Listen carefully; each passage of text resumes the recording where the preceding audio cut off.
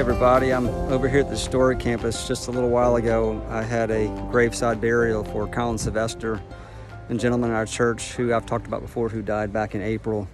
And finally we buried his remains here at the Bluff. And I was sharing with his wife a few thoughts that I just wanted to share with you. I think a lot of us will identify with this, but I was just coming across that passage of scripture that many of us know really, really well.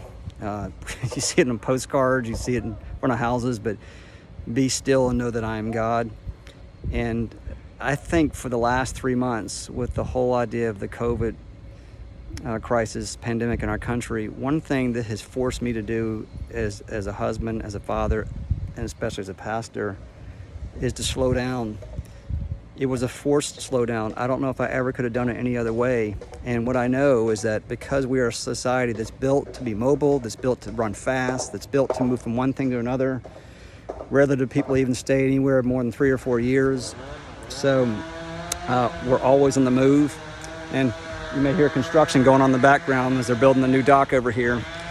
But one of the things that's occurred to me with everything that's been taking place is just in the last 3 months, I've had more meaningful conversations with people in our church, in our community, than I'm willing to bet I almost did in 7 years combined before this. And the reason why is we now have time we didn't have before. And therefore, because we're slowing down, I've noticed that instead of running, I walk, and I notice things on the side of the road. I notice flowers, I notice nature, I notice most of all people. And I get a chance to hear their stories. That could have never happened any other way. And what I now realize is that it's been a blessing, much of what has happened. Even with all the crisis happening in our country right now, this has forced me to listen to people more. And I have to say, before this time, 80% of the time I spent time preparing for teaching and preaching. Because it's such a struggle for me for reading, I got to usually memorize most of this stuff. But 20% pastoral ministry. It is reversed now. It's just the opposite, where now it's 80% pastoral ministry, and I would probably really say 90, and very, very little preaching and teaching. And I have to say, because of this, I am so much more effective, I think.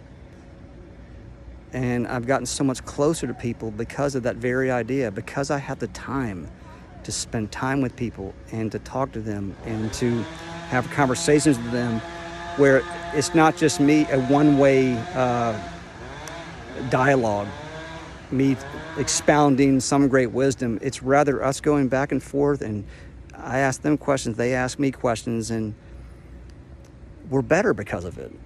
We sharpen one another. And that's been from the youngest, these teens that have graduated this year, to someone I had the other day who was 86 years old, and everybody in between.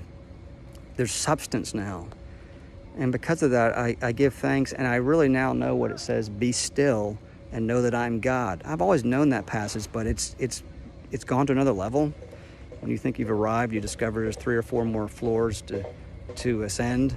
And I think for that, I understand that to know God and to know His creation, many times we have to be still. And I can get up and give a million sermons in this campus over here at this church and tell people we've got to slow down. We've got to quit running. We've got to quit driving fast. We've got to slow down. And we'd all say that, but unless we're forced to, it's very, very hard to overcome it, because our society is built on that. And so this whole idea that what's happened the last 3 months, I really wonder, and I'm having more and more conversations with people, I'm starting to wonder, is if because of this forced slowdown, have we changed the society enough where we've seen things we would have never seen otherwise, where we may not want to go back to how it once was. And I'm getting more comfortable with that being the case.